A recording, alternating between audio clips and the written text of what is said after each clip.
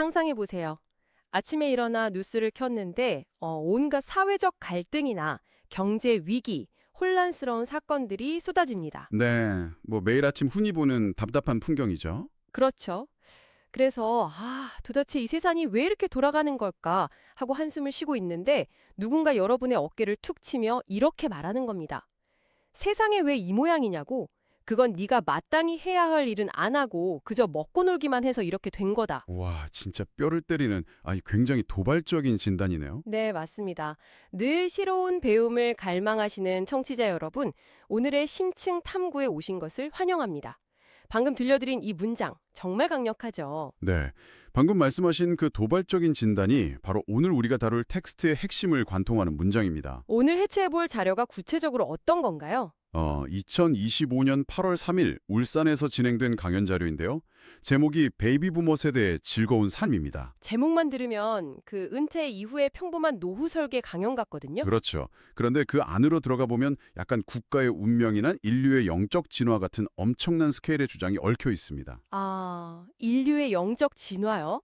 벌써부터 심상치가 않은데요.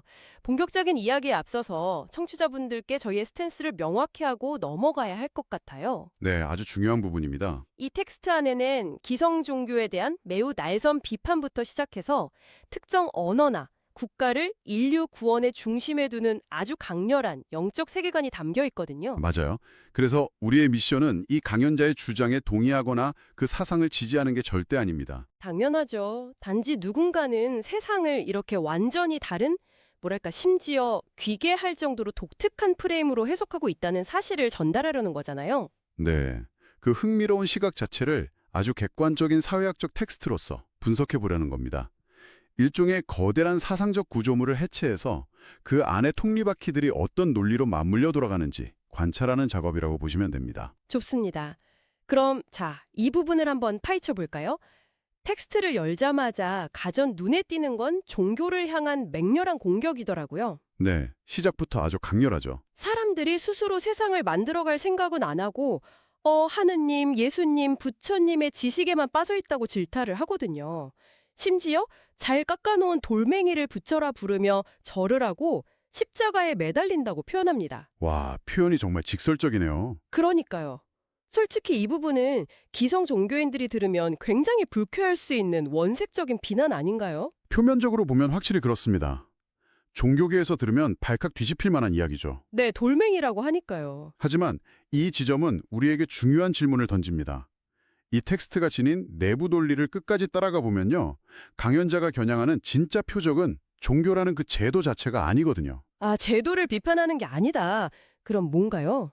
인간이 스스로 생각하고 결단해야 할 주체성을 외부의 존재에게 양도해버리는 그 수동적인 태도를 정조준하고 있는 겁니다. 수동적인 태도요. 네, 산신이든 조상이든 깎아놓은 돌멩이든 내 인생의 해답을 내가 아닌 다른 존재가 쥐고 있다고 믿고 거기에 매달리는 현상을 비판하는 거죠.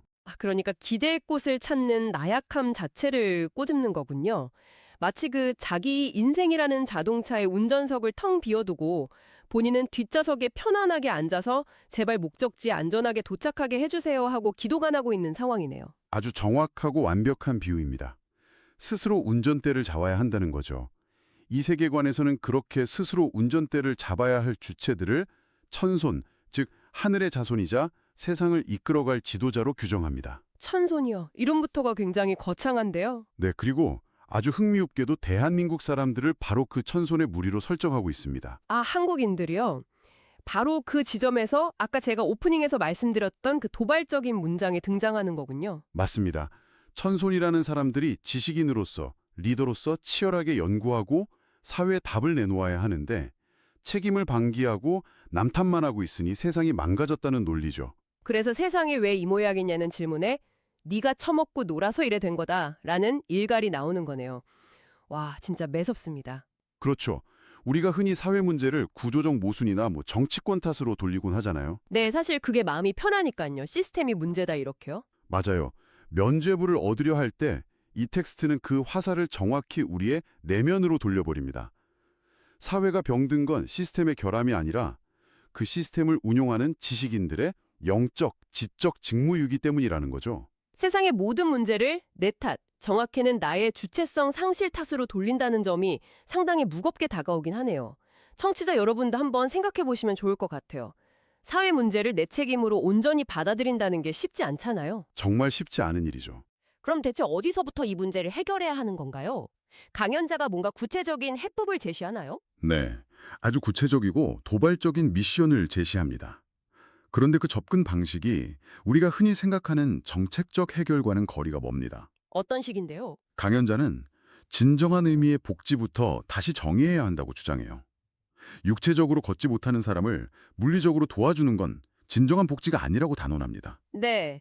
잠깐만요. 육체적으로 고통받는 사람을 돕는 게 복지가 아니라면 대체 뭐가 복지라는 건가요? 이건 너무 냉혹하게 들리는데요? 그렇게 들릴 수 있죠. 하지만 이 세계관의 독특한 인과율을 이해하셔야 합니다. 강연자는 단순히 현상이나 증상을 케어하는 데 급급하지 말고 그 사람이 왜 그런 고통을 겪게 되었는지 근본적인 원인을 찾아 연구하는 것만이 진짜 복지라고 봅니다. 아, 겉으로 드러난 상처에 연고만 바르지 말고 왜 다쳤는지를 연구해라. 맞습니다. 그리고 이 사회를 위해 뜻있는 자들이 모여 가장 먼저 해결해야 할 최우선 과제, 일명 하늘의 특명으로 아주 과격한 목표로 하나 던집니다. 하늘의 특명이요? 그게 뭡니까? 바로 대한민국 자살 제로 프로젝트입니다. 자살제로요? 물론 너무나 중요하고 절실한 사회적 과제인 건 맞습니다. 하지만 이 거대한 영적 세계관에서 수많은 문제 중에 왜 하필 자살을 첫 번째 미션으로 꼽은 걸까요? 뭐 빈곤 문제나 전쟁 같은 것도 있잖아요. 이것을 더 큰 그림과 연결해 본다면 강연자의 논리에서 자살은 단순한 개인의 비극이 아닙니다. 그럼요. 한 사회가 얼마나 영적으로 병들어 있고 지식인들이 얼마나 제 역할을 못하고 있는지를 보여주는 가장 극단적이고 최종적인 척도라는 거죠. 아, 일종의 사회적 질병의 척도군요. 네, 사람들이 각자의 자리에서 영적으로 충만하다면 자살은 일어날 수 없다는 겁니다. 그래서 2025년에 시작해서 2030년까지 대한민국의 자살을 제로로 만들면 인류 전체의 자살이 멈추기 시작한다고 예언합니다. 와, 여기서 정말 흥미로워지는 부분은 이게 일종의 물리적인 도미노 현상 같다는 거예요. 도미노요? 어떤 의미죠? 가장 크고 무거운 첫 번째 도미노가 바로 한국의 자살 문제인 거죠. 이걸 쓰러뜨리면 전 세계가 겪고 있는 문제들이 연쇄적으로 해결된다는 거잖아요. 대한민국의 인성교육이 세계의 인성교육으로 이어진다는 거고요. 아주 훌륭한 비유네요. 한국이 완벽한 모델이 되어서 전 지구로 뻗어나가는 세계관입니다. 스케일이 진짜 거대하네요. 그런데 저는 여기서 굉장히 현실적인 의문이 듭니다. 자살 제로라는 게 말처럼 쉬운 일이 아니잖아요. 그냥 캠페인 한다고 되는 것도 아니고요. 그렇다면 이 거대한 도미노를 넘어뜨릴 무기는 대체 무엇일까요? 바로 그 지점에서 이 텍스트의 가장 파격적이고 낯선 주장이 등장합니다. 대한민국이 인류를 이끌기 위해 필요한 도구, 그것은 뜻밖에도 우리가 매일 사용하는 언어, 바로 한글입니다. 네. 잠깐만요. 한글이요? 그 가나다라 하는 한글 말입니까? 네, 맞습니다. 아니, 세계 평화와 자살 제로를 달성하는 도구가 언어라니? 이건 논리적 비약이 너무 심한 것 같은데요? 강연자는 도대체 이걸 어떻게 연결하고 있는 겁니까? 강연자는 한글을 단순한 의사소통 수단으로 보지 않습니다. 인류 구원의 마스터 키로 묘사하죠. 먼저 이 한글이 만들어진 지 500년이 넘었지만 기득권에 의해 억눌려 제대로 쓰이지 않았다는 역사적 배경을 짚습니다. 네, 양반들은 한자를 쓰고 평민들이나 여성들이 주로 썼다고 하잖아요. 맞습니다. 그러다 1, 2차 세계대전 이후 대한민국이 국호를 열면서 남녀노소 할 것 없이 100% 한글로 지식을 갖추기 시작했다는 점에 주목합니다. 전 국민이 한글을 쓰게 된 시점을 중요하게 보는 거군요. 네, 그리고 이 한글 안에는 하늘의 에너지와 기운이 담겨 있다고 주장하죠. 현재 세계의 젊은이들이나 아프리카 빈국까지 한글을 배우고 있는데 세계 인구의 70%가 한글을 쓰면 세계 통일이 이루어질 것이라 예언합니다. 남북 통일이 아니라 세계 통일이요. 와, 진짜 엄청난 스케일이네요. 그러니까 한글을 배우는 게 단순히 다른 나라 말을 배우는 게 아니라 인간의 내면을 업그레이드하는 뭐랄까 일종의 오픈소스 소프트웨어를 까는 것 같네요. 오픈소스 소프트웨어요? 네, 머릿속에 새로운 운영체제를 설치해서 내면의 에너지를 바꾸는 거죠. 그런데 여기서 매력적인 부분은 도대체 왜 한글에 그런 힘이 있냐는 거거든요. 텍스트에 구체적인 이유가 나오나요? 네, 여기서 매력적인 부분은 강연자가 한글 학습을 여성의 노예 해방과 연결지었다는 점입니다. 여성 해방이요. 언어랑 여성 해방이 어떻게 연결되죠? 강연자는 수천 년간 남성 중심 사회에서 억압받아온 여성들의 내면을 분석합니다. 그 마음속에 말로 다 할 수 없는 즉 뭉쳐있는 갑갑한 병이 있다고 보는 거죠. 아, 억압된 감정들이 뭉쳐 있다는 거군요. 네, 그런데 하늘의 에너지가 담긴 한글을 통해 이 갑갑한 병이 터져버리고 치유된다고 주장합니다. 와, 정말 독특하네요. 자신이 겪은 차별이나 복잡한 감정을 가장 완벽하게 표현할 수 있는 도구인 한글을 입 밖으로 내뱉는 순간 해방감을 느낀다는 걸까요? 맞습니다. 언어가 인간의 사고방식과 감정적 억압을 어떻게 해방시킬 수 있는지에 대한 매우 독특한 사회학적 통찰로 볼 수 있죠. 대한민국의 여성들이 이렇게 한글로 정신적 해방을 이루어 활기를 치면 그 일당백의 에너지로 인류 여성들을 이끌 수 있다는 논리입니다. 한글이 마음의 병을 고치는 치료제이자 억압을 깨는 무기라는 거네요. 자, 그럼 언어를 통해서 정신의 해방을 이루었다고 칩시다. 그런데 우리는 육체를 가진 인간이잖아요. 그렇죠. 몸이 있죠. 이 거대한 에너지를 담아낼 육체와 정신의 수련은 어떻게 해야 하나요? 이 텍스트라면 육체 수련법도 평범하진 않을 것 같은데요. 정확합니다. 여기서 강연자는 우리가 아주 흔히 아는 스포츠를 전혀 다른 차원으로 끌어올립니다. 바로 태권도입니다. 태권도요? 발차기하고 격파하는 그 올림픽 종목 태권도요? 세계 통일 다음에 무술이 나니 뭔가 흐름이 갑자기 체육관으로 가는 느낌인데요. 그렇게 느끼실 수 있죠. 하지만 강연자는 태권도를 발을 높이 차는 단순한 무술이나 스포츠로 보지 않습니다. 그럼 뭐라고 하나요? 진정한 사람이 되기 위해 반드시 거쳐야 하는 수련의 집대성, 즉 무도라고 말합니다. 최고의 지도자인 천손들이 몸과 정신을 조종해서 대자연의 에너지와 연결하는 과정이라는 거죠. 맞습니다. 즉, 우리는 동물이 아니라 사람이 되기 위해 끊임없이 성장하는 존재이며 성장이 끝나면 반드시 세상에 답을 내놓아야 한다는 철학적 구조를 가지고 있습니다. 여기서 태권도는 단순한 체력 단련이 아니라 동물적 본능을 벗어나 신성으로 나아가기 위한 수련인 거죠. 그래서 이 모든 게 대체 무슨 의미일까요?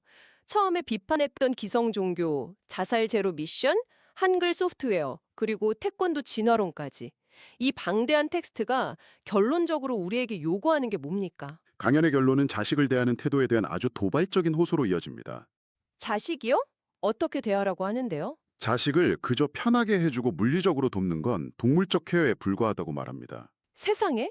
자식을 돌보는 걸 동물적이라고 표현하나요? 네, 진정으로 자식을 돕는 건 왜 이 아이가 고통받고 희생하는지 근본 원인을 찾아 이성적으로 성장하는 거라는 거죠. 아, 현상만 보지 말고 원인을 연구해라. 맞습니다. 그래서 생물학적 부모를 넘어서 사회 부모가 되어 인류의 문제를 연구하는 연구원으로 거듭나야 한다고 촉구합니다. 스승님이 이끌어줄 테니 함께 노력하자는 제안으로 강연이 마무리되죠. 와, 정말 압도적인 스케일입니다. 오늘의 심층 탐구, 방대하고 도발적인 자료를 함께 해체해 봤는데요. 기성 종교에 대한 의존에서 벗어나 주체성을 찾는 것부터 시작해서요. 네, 자살 제로라는 근본적 복지를 향한 미션도 있었죠. 그리고 전 세계를 하나로 묶고 여성의 억압을 치유하는 한글의 에너지.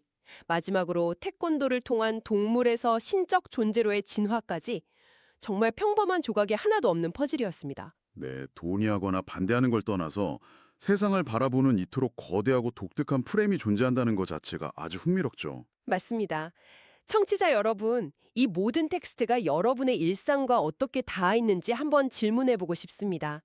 오늘 당신이 무심코 사용한 한글 단어 하나가 혹은 아침에 길을 걸으며 몸을 움직인 방식 하나가 단순한 일상이라면 어떨까요? 인류를 더 나은 방향으로 이끄는 수련이자 에너지일 수 있다는 거죠. 네.